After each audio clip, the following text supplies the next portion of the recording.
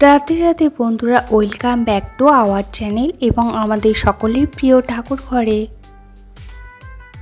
আমি আজকে তোমাদের সাথে শেয়ার করব বৃহস্পতিবারে সন্ধে দেবার কিছু পদ্ধতি। সপ্তাহের একটা দিন বৃহস্পতিবার সন্ধে দেওয়ার সময় তোমরা অবশ্যই এগুলো ফলো করবে, অবশ্যই ভালো ফল পাবে। এই দিন সন্ধেবেলায় অবশ্যই একটা ঘিয়ের প্রদীপ প্রজ্বলিত করবে মায়ের সামনে এবং বাবাদের সামনে। সপ্তাহের অন্যান্য দিন দিলে খুব ভালো হয়, তবে এই দিনটা অবশ্যই চেষ্টা করবে দেবার। আমি এখানে একটা সর্ষের তেলের প্রদীপও জ্বালিয়ে নিয়েছি। দেখো, এখানে একটা ধূপ জ্বালিয়ে নেব। তার জন্য তোমরা নারকেলের ছোপাও ব্যবহার করতে পারো, টিকাও ব্যবহার করতে পারো। তবে এর মধ্যে আমি যে উপকরণটা দিলাম সেটা বৃহস্পতিবারে তোমরা অবশ্যই দেবে। বন্ধুরা, তোমরা খুব ভালো ফল পাবে। আমি এখানে দুটো কর্পূরের কিউব নিলাম এবং তাতে দিয়ে দিলাম। কর্পূরের আরতি করা মায়ের সামনে খুব ভালো বন্ধুরা, এবং তার সঙ্গে গোটা বাড়ি তোমরা দেখে নেবে।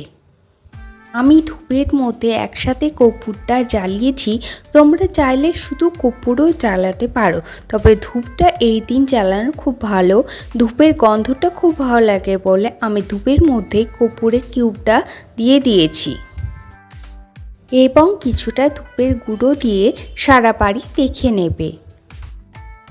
এই দুটো টিপস তোমরা বৃহস্পতিবার সন্ধে দেবার সময় অবশ্যই ফলো করো। সপ্তাহের অন্যান্য দিন করলে খুব ভালো হয়, তবে এই দিনটা অবশ্যই করো বন্ধুরা। দেখো, ঈশ্বরের আশীর্বাদে খুব ভালো ফল পাবে বন্ধুরা।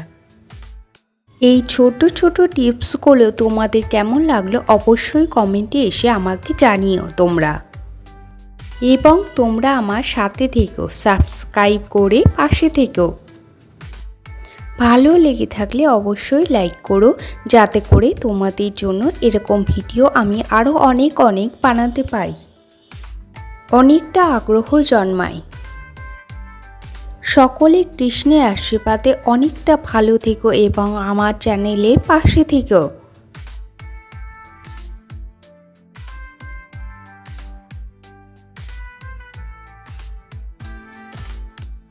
আর হ্যাঁ, কমেন্টে এসে অবশ্যই রাধে রাধে লিখে যেও।